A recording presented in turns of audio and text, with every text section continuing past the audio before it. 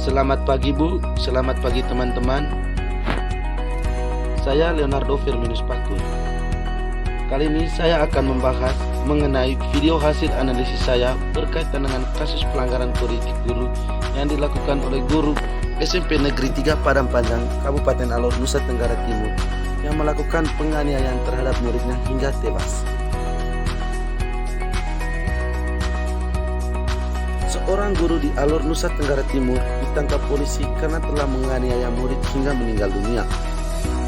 Guru yang berinisial SK di SMP Negeri Padang Panjang, Kabupaten Alor, Nusa Tenggara Timur melakukan penganiayaan terhadap muridnya sendiri. Penganiayaan yang dilakukan oleh SK guru SMP Negeri Padang Panjang lantaran murid tersebut tidak mengerjakan tugas, sehingga guru tersebut melakukan penganiayaan terhadap muridnya hingga tewas. Berdasarkan hasil pemeriksaan visum yang dilakukan oleh polisi, terdapat luka memar pada tubuh korban yang diakibatkan tindakan kekerasan.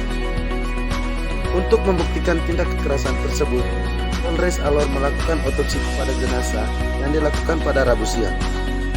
Ketika polisi meminta keterangan kepada SK, dia memukul korban karena kesal tidak mengerjakan tugas yang diberikan. Kadisdikbud NTT, Yunus Lusi mengatakan bahwa tenaga kependidikan dilarang keras melakukan tindakan kekerasan kepada siswa dengan alasan apapun, karena guru memiliki kebenaran pedagogik yang tinggi, sehingga kasus ini di luar jangkauan kenormalan seorang guru.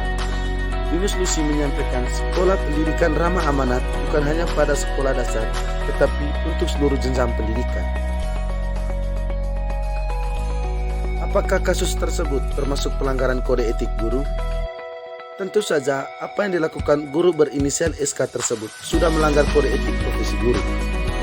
Pada tahun 1973, berbagai cabang seluruh PGRI se-Indonesia melakukan kongres berkaitan dengan kode etik guru.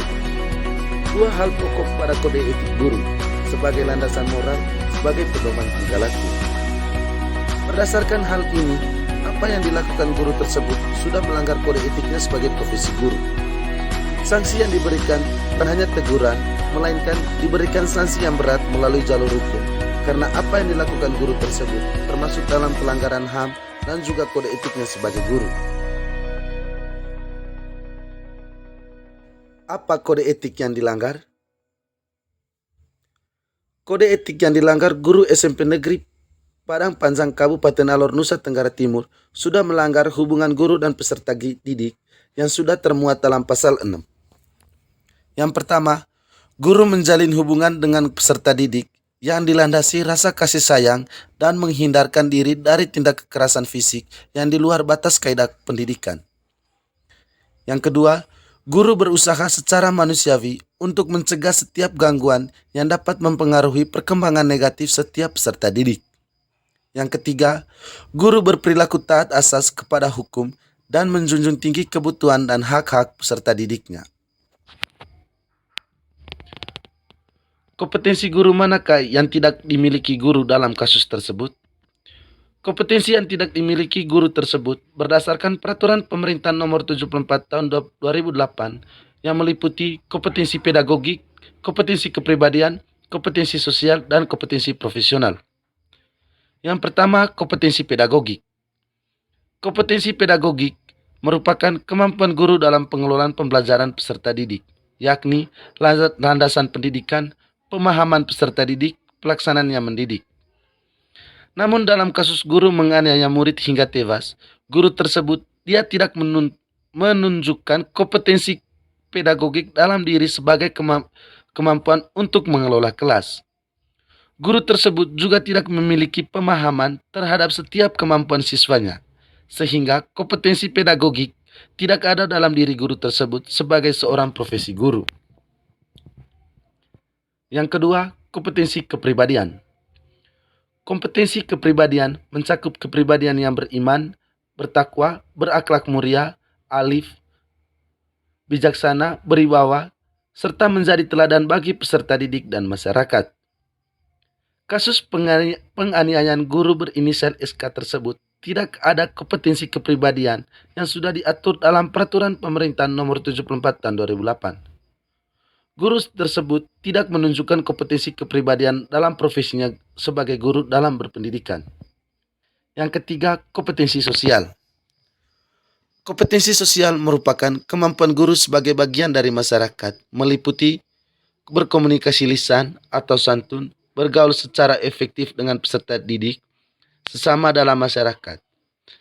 Guru berinisial SK dalam kasus penganiayaan muridnya hingga tewas, tidak ada kompetensi sosial yang dimiliki sikap efektif dalam lingkungan masyarakatnya, sehingga hal ini menyebabkan guru tersebut tidak memiliki sikap kebersamaan dalam dirinya di tengah lingkungan sosial. Yang keempat, kompetensi profesional. Kompetensi profesional merupakan kemampuan guru dalam menguasai pengetahuan bidang ilmu pengetahuan, teknologi, seni budaya yang diampunya, yang meliputi materi pembelajaran sesuai dengan standar isi pendidikan, mata pelajaran, konsep, dan metode kedisiplinan. Namun dalam kasus penganiayaan yang dilakukan guru tersebut, tidak menunjukkan adanya kompetensi profesionalnya dalam menjalankan tugas sebagai guru dalam proses pembelajaran. Guru tersebut melakukan sebuah tindakan yang tidak sesuai dengan profesionalnya dalam mengajar.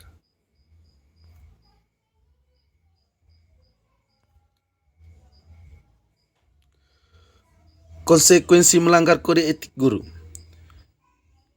Ketentuan tentang tanggung jawab guru dan dosen sebagaimana termuat dalam pasal 77 dan 78 Undang-Undang Nomor 14 Tahun 2005 sebagai berikut.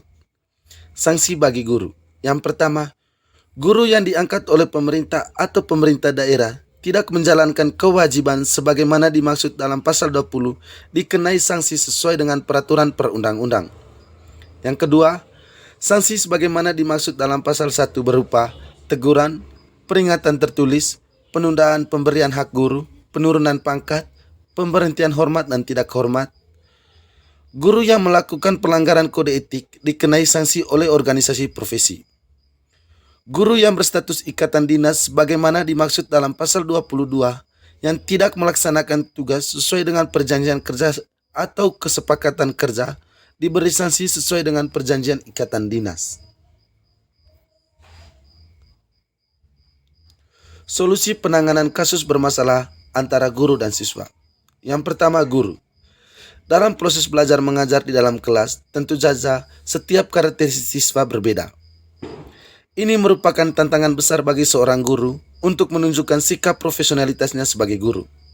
Seorang guru harus mampu memahami setiap kemampuan dari peserta didik, baik secara kognitif, psikomotorik, maupun afektif. Semuanya ini, guru harus mampu memahami semuanya, sehingga segala masalah yang ada, guru dapat mencari metode apa yang bisa digunakan, bukan menggunakan sebuah kekerasan. Yang kedua, siswa. Selain mendapatkan hak dalam pendidikan, peserta didik juga harus tahu apa kewajiban saya sebagai peserta didik. Segala aturan-aturan yang diberikan oleh sekolah harus ditaati, karena itu merupakan kewajiban sebagai peserta didik. Bagaimanapun bentuk tugas yang diberikan oleh guru, sebagai peserta didik harus mengerjakan tugas tersebut, agar proses belajar mengajar dalam kelas sangat kondusif dan sangat efektif.